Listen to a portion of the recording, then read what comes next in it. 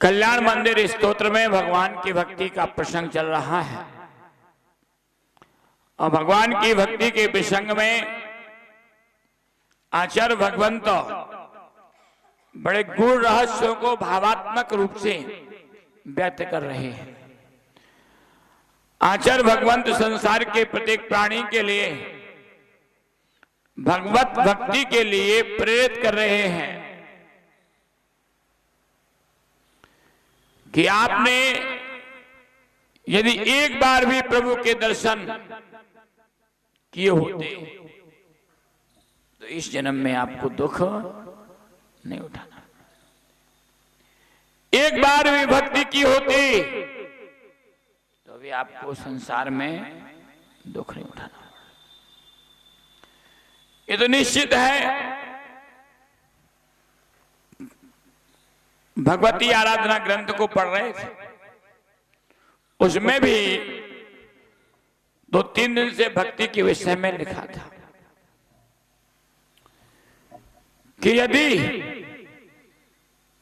व्यक्ति रत्नात्रय को धारण करने वाला व्यक्ति भी कितना बड़ा तपस्वी क्यों ना हो, अगर पंच परमेष्ठी की भक्ति नहीं करता है तो उसका तप शून्य हो जाता है। यानी कर्मों का क्षय करने के लिए पंच परमेष्ठी की भक्ति करना अत्यंत आवश्यक है। नेमिचंद सिद्धांत चक्रवर्ती ने गौमटसार कर्म कांड में, जिसमें गौमटसार कर्म कांड ग्रंथ में कर्म की 10 अवस्थाएं बतलाई हैं और उन कर्मों की 10 अवस्थाओं में निधत्ति और निकाचित ये 2 अवस्थाएं भी हैं। निधत्ति और निकाचित ये 2 अवस्थाएं एक ऐसी अवस्थाएं हैं कि ये समय पाकर के नई निर्जरा को प्राप्त होती ही ये अपना समय पर जब इनकी पूर्णता हो पक जाएंगे, उदय में जब आएंगी तब ये फल दे करके ही निर्जरा को प्राप्त होंगे। अन्य कर्मों जैसी स्थिति नहीं है कि व्यक्ति ने थोड़ा सा पुरुषार्थ किया और भी निर्जरा को प्राप्त हो गए। इन 2 कर्मों की स्थिति ऐसी नहीं है। इन 2 कर्मों की स्थिति ये है कि अपना फल देंगे तभी निर्जरा को प्राप्त हो। बिना फल दिए बिना ही निर्जरा को प्राप्त नहीं होती। लेकिन उन्होंने लिखा है कि जिनेंद्र भगवान की भक्ति में वो शक्ति है कि निधत्ति और निकाचित जैसे कर्म भी उदय में आए बिना निर्जरा को प्राप्त हो जाते हैं। एकापि समर्थे हम जिन भक्ति दुर्गति निवारितुम पुण्यानि च पूरितुम मुक्ति सुवशितम। पुण्यानि च पूरितुम, जिन्हें भगवान की भक्ति पुण्य को भर देती है। दुर्गति निवारितुम, और दुर्गति का निवारण कर देती। दुर्गति माने नरक गति और तिरंज गति, इन 2 गतियों को दुर्गति माना है। उसका निवारण कर देती है, उसमें जाने से बचा लेती है। दुर्गतियों में जाने से बचा लेती है और पुण्य से भर देती है। फिर क्या करती है? मुक्तात्म मुक्ति श्रेयो वश्यताम, और क्या प्रदान कर देती है भक्ति जन भगवान की भक्ति?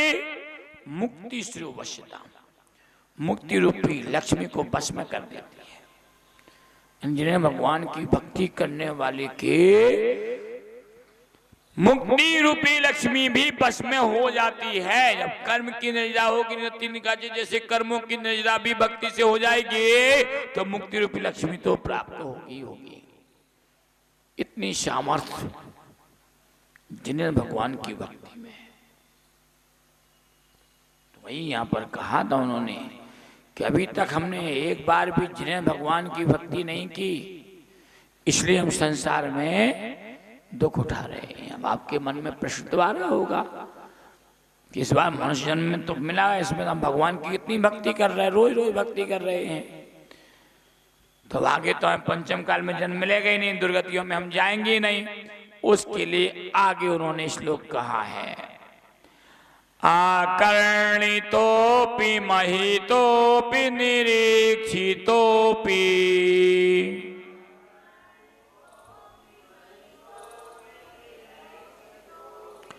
नूनम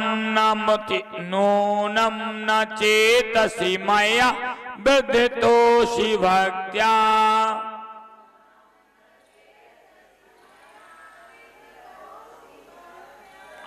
जातोस्मि तेन जन बांधव दुख पात्रम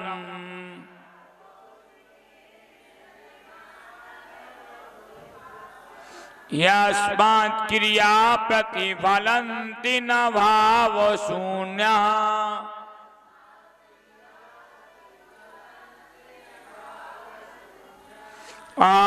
आकर्णितोपि महितोपि निरीक्षितोपि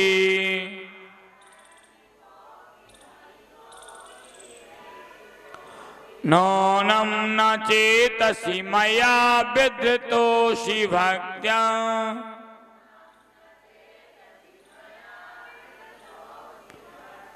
जातोस्मि तेन जन बांधव दुख पात्रम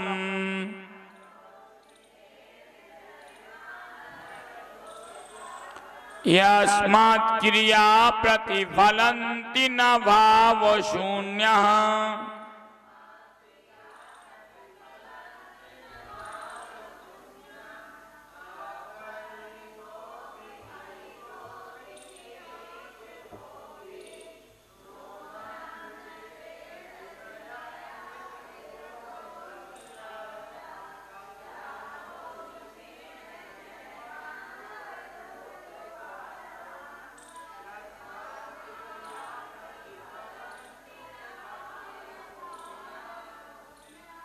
वो क्या कहते हैं कि इससे पहले, किससे पहले, इस काव्य से पहले क्या किया आपने 3 श्लोकों में, इस काव्य से पहले 335, 36 और 37 इन 3 श्लोकों में क्या किया है। उसमें पहले 35 नंबर के श्लोक में काव्य में पढ़ा है, हे भगवान मैंने आज तक आपका नाम नहीं सुना है ना, हे भगवान मैंने आज तक आपका नाम नहीं सुना, इसलिए मैं संसार में क्या कर रहा हूं, दुखों को भोग रहा हूं। मन्ने न में श्रवण गोचरताम गतोषी, हे प्रभु मेरे कानों में आपके शब्द पड़े नहीं, मैं मानता हूं मैंने आपके नाम को, आपके गुणगान को, आपका नाम आप सुना ही नहीं, कानों में पड़ा ही नहीं मेरे कानों में, इसलिए मैं संसार में भ्रमण कर रहा हूं। 36वें काव्य में क्या पढ़ा, हे प्रभु मैंने आपके चरणों की आज तक पूजा नहीं की। मन्ने मया महत मिहित दान दक्षा, क्या किया, हे प्रभु आज तक मैं मानता हूं कि मैं आज तक आपके चरणों की पूजा नहीं की। तेने जन्मने मुनीस पराभवा नाम, इसलिए मुझे दूसरे लोगों के द्वारा अपमान होता है, अपमान होता, पराभव होता है मेरा, अपमान, लोग अपमान करते, उपेक्षा करते मेरी, लोग मेरा अपमान, मुझे बेइज्जती करते लोग मेरी। क्यों करते हैं कि आज तक मैंने कभी आपके चरणों की पूजा नहीं की। और 37वें काव्य में क्या पढ़ा, हे प्रभु आज तक मैंने आपके दर्शन नहीं किए। नूनम न मोह तिमिरामृत लोचने, निश्चित रूप से हे प्रभु मैंने आज तक कभी इन लोचनों के द्वारा, इन आंखों के द्वारा आपको कभी पूर्वम विभो सगदपि प्रविलोकितोषि, पहले मैंने कभी भी आपके दर्शन किए नहीं, इसलिए मुझे संसार में दुखों को उठाना पड़ा, दुखों को भोगना पड़ा हूं संसार में, इसलिए मैं भ्रमण कर रहा हूं संसार के दुखों को, इसलिए उठा रहा हूं कि मैंने 3 काम नहीं किए। आपने किए कि नहीं करे, मैंने तो नहीं किए, इसलिए इस पंचम काल में मेरा जन्म हुआ आपने पहले किए कि नहीं किए?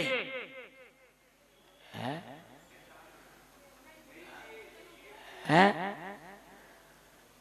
आपने किए कि नहीं किए पहले? हैं?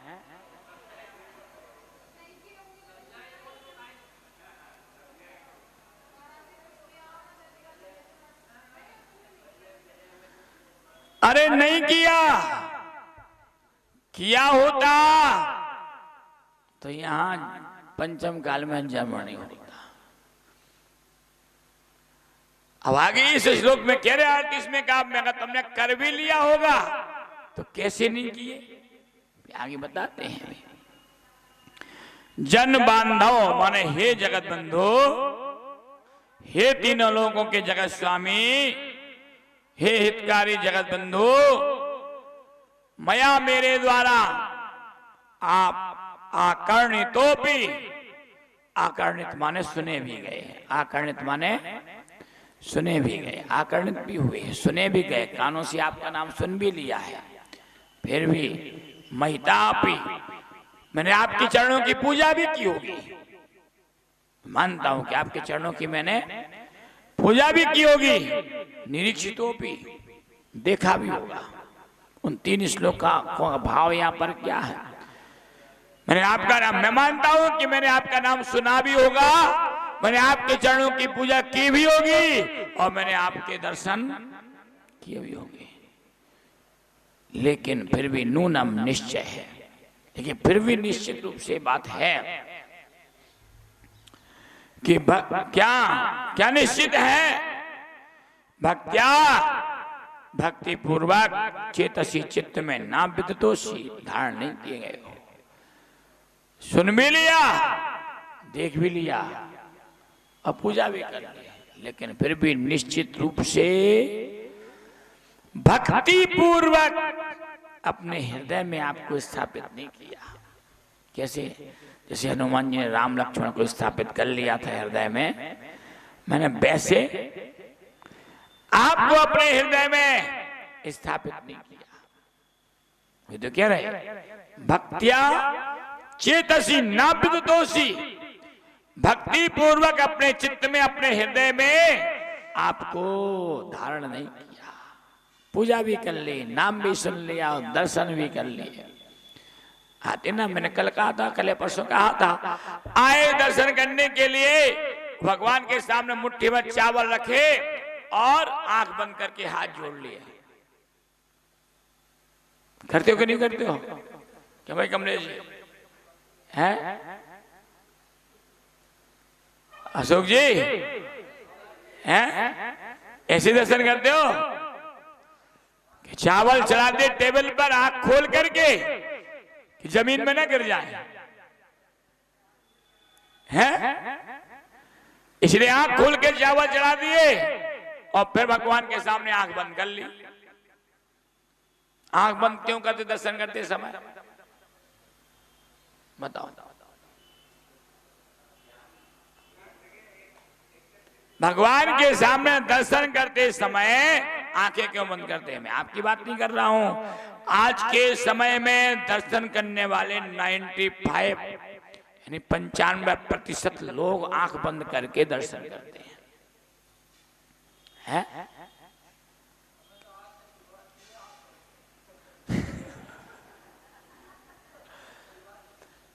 आंख बंद करके दर्शन क्यों करते हो? बताओ। आप दर्शन करते हो आंख बंद करके? क्यों करते हो आंख बंद करके दर्शन? इधर उधर नहीं जाए, ध्यान नहीं जाए, आंख बंद है, दर्शन किसके कर रहे हो?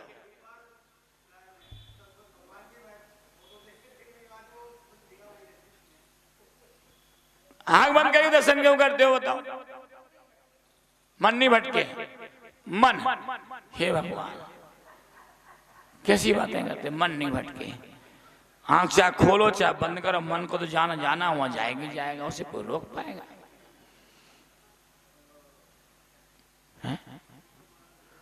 बताओ। मैं कई लोगों से पूछ चुका, लेकिन आज तक किसी ने मुझे इसका जवाब नहीं दिया कि आंख बंद करके दर्शन क्यों करते हो? भाई मैं तो आंख खोल के करता हूं,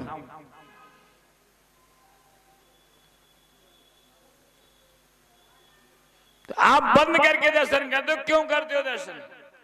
अब मैं खोल के दर्शन करता हूं तो मैं बता दूंगा क्यों करता हूं।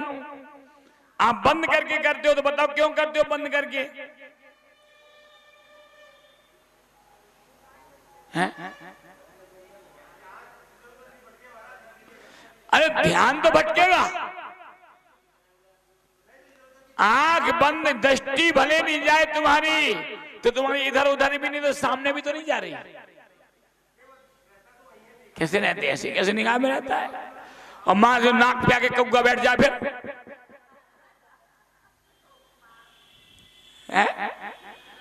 और अंदर से चमका दौड़ के आओ तुम्हारी नाक को मुंह पर मारे तुम क्या करोगे? धड़ाम गिरोगे नीचे।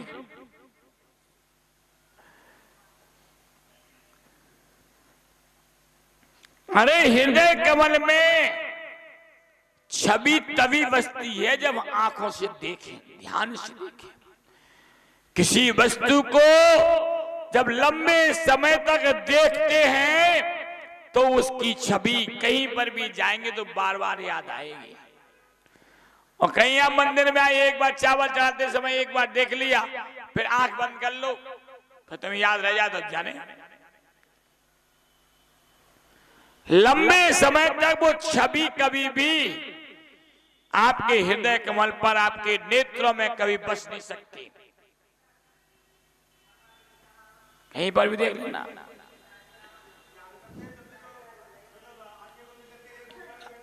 तो बैठते तो कुछ नहीं दिखता, अंधेरा दिखता है। ध्यान करना अलग विषय वस्तु हो गया और दर्शन करना अलग विषय वस्तु हो गया। ध्यान तो अपनी आत्मा में उतरने के लिए कर रहे हैं, इसलिए आंख बंद करेंगे कि अंदर से अंदर उतर जाए, अंदर ही अंदर हमारे आत्मा का सोपान हमें प्राप्त हो जाए, उनका स्वरूप प्राप्त हो जाए। परंतु या तो हम परमात्मा के दर्शन करने के लिए आए हैं तो उसे अपने अंदर उतारना है, तो देखेंगे। दर्शन तो उसी का नाम है जब अच्छी तरह से एक टक लगा करके देखेंगे, तभी हमारा मन स्थिर होगा। तुम कह रहे कि आंख बंद हम इसलिए कर दे कि इधर उधर न भटके। अरे आंख खोल करके जब प्रभु को देखेंगे तो ही मन इधर उधर नहीं भटकेगा।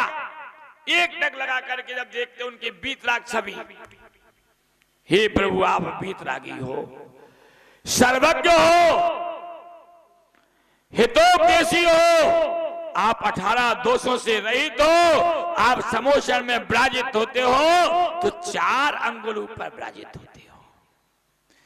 आपके समोषण की महिमा 12 सभाएं लगी होती हैं। पहली सभा में मुनिराज केवल ज्ञानी लोग बैठते हैं,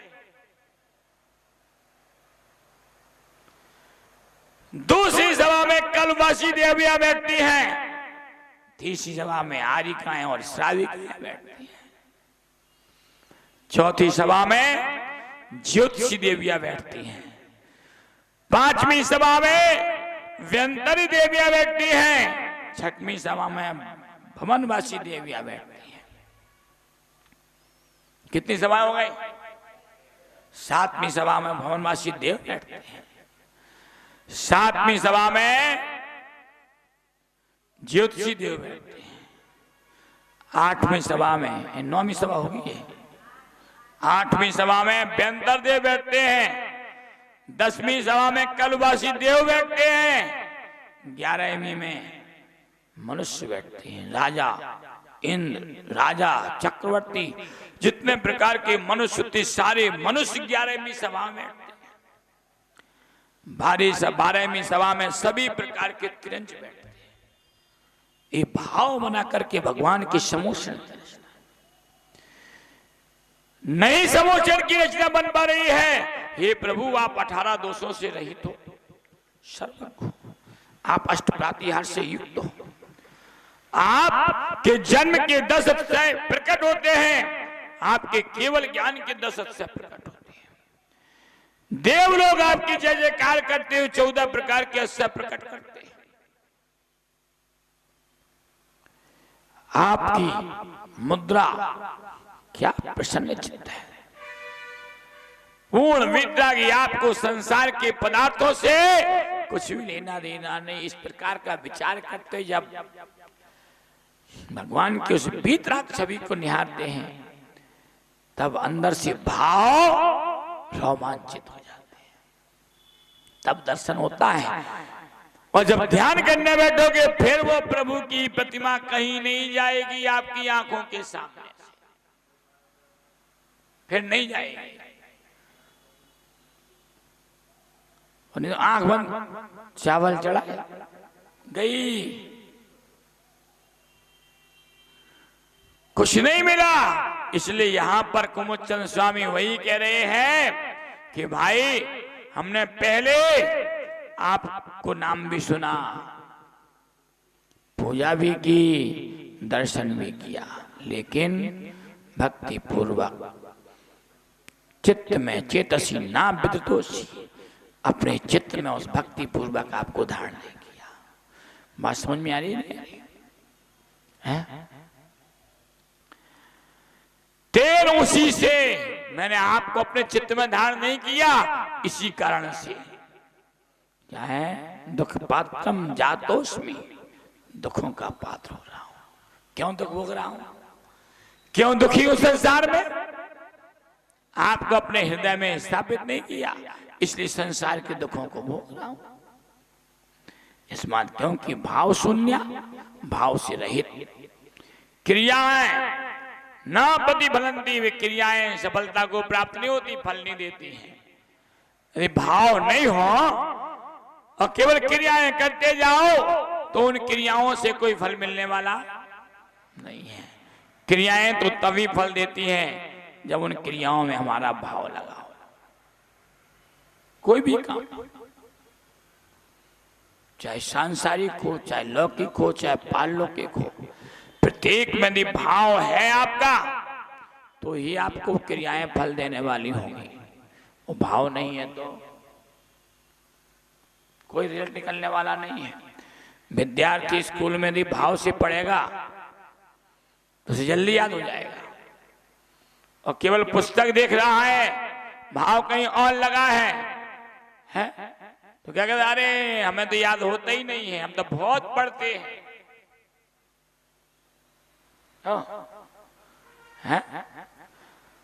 मैं इसके लिए हमेशा उदाहरण देता हूं। अभी जो आचार्य विद्यानंद जी महाराज की समाधि हुई, वो 90 साल की उम्र में भी 2 श्लोक याद करते थे, उन्हें याद होता था 90 वर्ष की उम्र में। अभी एक दिन मेरे को 10 साल के लड़के से मैंने कहा, तो ये याद क्यों नहीं करते? मुझे याद होते ही नहीं। क्यों याद नहीं होता है? क्योंकि मेरे भाव उसमें नहीं लगते, इसलिए याद नहीं होता। उनके भाव 90 साल की उम्र में भी पढ़ने में लग रहे हैं, तो 90 वर्ष की उम्र में भी वो 2 श्लोक याद कर रहे हैं। तो किससे है? भाव से। भाव होना चाहिए, तो क्रियाएं तो अपने आप सक्रियता का फल देंगी। और भाव नहीं है, केवल क्रियाएं करते जाओ, उन क्रियाओं का कोई फल मिलने वाला नहीं। दुकानदार दुकान में बैठता है और केवल वस्तु ग्राहक को देता जाए, उसका भाव नहीं बताए, तो उसे पैसा मिलेगा? दुकानदार को तो पैसा ही फल है वस्तु देने के बाद, कि नहीं है? सही है कि गलत है? वस्तु देने के बाद दुकानदारों को क्या फल है? पैसा फल है। और पैसा नहीं है, वस्तु देता जाए, क्या होगा? दिवाला ही होगा। इसलिए यहां पर उन्होंने कहा, केवल हमने भावपूर्वक आपकी वंदना नहीं की, आपके दर्शन नहीं किए, भावपूर्वक आपका नाम नहीं सुना और भावपूर्वक आपकी पूजा नहीं की, इसलिए इस संसार में मैं दुखों को भोग रहा हूं। इस काव्य के माध्यम से कांचीपुर नगर के एक शिव शर्मा नाम का ब्राह्मण था। कांचीपुर नगर का एक शिव शर्मा नाम का ब्राह्मण था। वह अनेक प्रकार के रोगों से पीड़ित था, दुस्सह अनेक प्रकार के दुखों से ग्रसित था और अनेक प्रकार के दुखों से ग्रसित होने के कारण से बहुत परेशान था, बहुत दुखी था। एक दिन मरने की इच्छा से जंगल में चला गया। जंगल में, जिस जंगल में पहुंचा उस जंगल में अवधि ज्ञानी मुनिराज ध्यानस्थ थे। मुनि को देख करके वहां का वातावरण बड़ा सौम्य श्रेष्ठ था। उसके मरने के भाव कम हो गए। मुनिराज के समक्ष वह बैठ गया और जब मुनिराज अपने ध्यान से उठे, उसने मुनिराज को नमस्कार करके अपनी बात मुनिराज को बताई। मुनिराज ने कहा, भाई यदि तुम भक्तांबर के कल्याण मंदिर के 38वें काव्य उसके रिद्धि मंत्र आदि का जाप करते हो तो तुम्हारी असाध्य से असाध्य बीमारी भी ठीक हो जाएगी। वर्तमान में असाध्य बीमारी कौन सी है? कैंसर। कैंसर भी इस 38वें काव्य से ठीक हो सकता है। भक्तांबर में 45वें काव्य से ठीक होता है और इस कल्याण मंदिर में 38वें काव्य से ठीक होता है। असाध्य से असाध्य बीमारी, कैसी भी असाध्य बीमारी हो, इस 38वें काव्य से ठीक हो जाती है। और उस शिव शर्मा ब्राह्मण ने मुनिराज के द्वारा बताई गई विधि से और 38वें काव्य को पढ़ा, उसकी जाप आदि की, उसकी संपूर्ण पीड़ा रोग शमन को प्राप्त हो गया। इसी प्रकार से और आगे चलते हैं। तुम नाथ दुखी जन वत्सल हे शरण,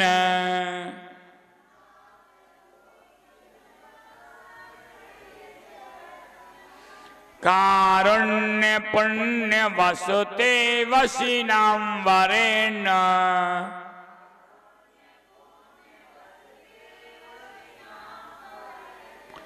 भक्त्यानते मयि महेश दयां विधाय,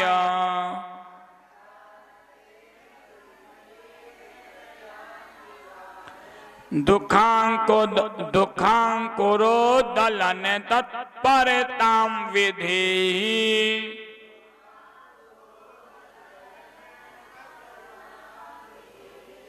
तम नाथ दुखी जन वत्सल हे शरण,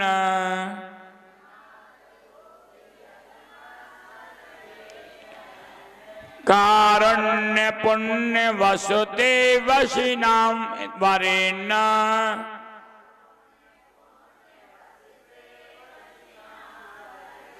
भक्त्यानते मयि महेश दयां विधाय,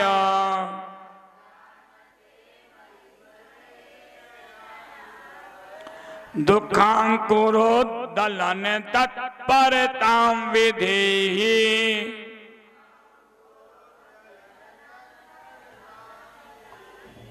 इसमें कहते हैं, हाँ,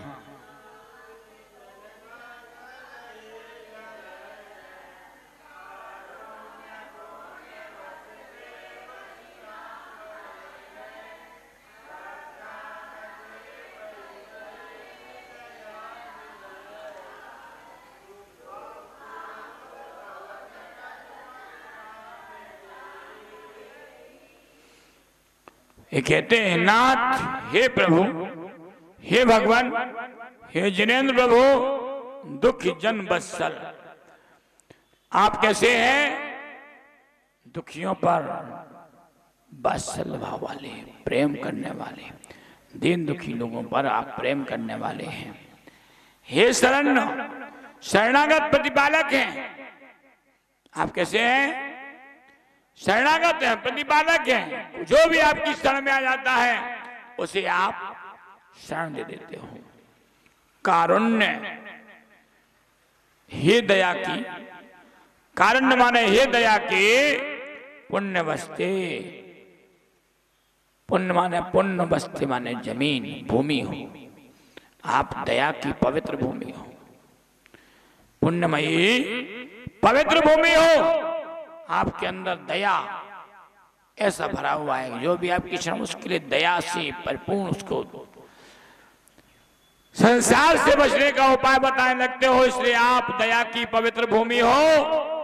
वशिनाम वरेण्य, आप क्या हो? वरेण्य माने इंद्रियां, वरेण्य माने इंद्रियां, इंद्रियों को वशिनाम, वश में करने वाले हो। अर्थात आप जितेंद्रिय हो, आपने इंद्रियों को वश में कर लिया है। महेश, हे महेश्वर, भक्त्या, भक्ति से नते मई, नते माने नम्रीभूत, झुके हुए, मई माने मुझ पर, दयाम विधाय, दया करके, दुखांकुरोद्दलन तत्परताम, मेरे दुखांकुरों को, जो दुख के अंकुर मेरे अंदर अनेक प्रकार से प्रस्फुट हो गए, प्रकट हो गए हैं, उन दुखों को क्या करो? दलन कर दो, तत्परता, शीघ्रता से। जो मेरे अंदर दुखों के अंकुरण उत्पन्न हो गया है, उसे तत्परता से, शीघ्रता से उनका दलन कर दो, उन्हें समाप्त कर दो, विदेही कर दो, कीजिए। इस काव्य में क्या कहना चाहते हैं? इस काव्य में आप भगवान के लाने मक्खन पांच लगा रहे हैं। आचार्य क्या कर रहे हैं? आप भी करते हो ना? कोई बात हो, अरे महाराज आप तो बहुत अच्छे हो, आप तो दयालु हो, आप तो सरल हो। अरे आप तो कभी किसी के प्रति गुस्सा करते ही नहीं हो, अगर कर भी रहेंगे तो छूट जाएगी जब आप मक्खन बाज लगाते हो। तो ऐसे जो है आचार्य भगवान भी भगवान के लिए मक्खन बारिश लगा रहे हैं। हे प्रभु आप कैसे हो? हैं? दुख वत्सल हो, दुखी जीवों पर आप वात्सल्य भाव, प्रेम भाव करने वाले हो। दुखी जीवों को आप ठुकराने वाले नहीं हो, दुखी जीवों के प्रति आपका प्रेम भाव बना रहता है। क्यों? दीन दुखी जीवों पर मेरे ओर से करुणा स्रोत है। दीन दुखी जीवों के ऊपर भगवान का करुणा स्रोत बहता रहता है। इसलिए तो वे मोक्ष मार्ग का उपदेश देते हैं। दीन दुखी जीव पर उनका प्रेम ना हो, करुणा ना हो, तो वे उपदेश क्यों देंगे भाई? इसलिए तो हम कहते हितो उपदेश ही, उन दीन दुखी जीवों के लिए भी हित का उपदेश देते हैं, जो उनके लिए अच्छा लगने वाला उपदेश है। ऐसा उपदेश देने वाले हो, इसलिए आप दीन दुखी जीवों पर प्रेम दया करुणा करने वाले हो। हे शरण, जिनके लिए कोई शरण देता नहीं, जिनके लिए कोई शरण नहीं देता, आश्रय नहीं देता, सहारा नहीं देता, आश्रय नहीं देता है, उसके लिए आप शरणागत हो, प्रतिपालक हो। उसके लिए आप कहीं शरण नहीं मिलेगी, या वहां मिलेगी शरण। कहां मिलेगी? आपके पास कोई भी व्यक्ति आ जाए, कैसा भी आ जाए, अच्छा आ जाए, बुरा आ जाए, जुआड़ी आ जाए, कबाड़ी आ जाए, कैसा भी आ जाए, भगवान के दरबार पर कोई भी चला जाता है, सबको शरण मिल जाती है? नहीं मिलती? मिल जाती है। इसलिए आप प्रतिपालक हो, शरणागत हो, कारुण्य पुण्य बसते, इसलिए आप क्या हो? दया की पवित्र भूमि हो। किसी को शरण दे देते हो, सब दीन दुखियों पर आप प्रेम भाव बना देते हो, इसलिए आप क्या हो? दया की पवित्र भूमि हो। आपके अंदर सब जीवों के प्रति दया भाव बना हुआ है, क्योंकि आप बीतरागी हो, इसे दया होना तो स्वाभाविक है। आपके हितोपदेशी हो, इसे दया होना स्वाभाविक है, इसलिए आपके पास दया है। बशिनाम, और फिर आपने क्या किया है? अब आप इतनी सारी चीजें करने वाले हो, प्रभु आपको तो कोई मतलब है ही नहीं किसी से। आपको किसी चीज से कोई मतलब ही नहीं है, क्योंकि आप तो जितेंद्रिय, इंद्रियों को जीत लिया आपने, इंद्रियों को बस में कर लिया, आप जितेंद्रिय हो, इसलिए आपको अन्य चीजों से कोई मतलब ही नहीं है।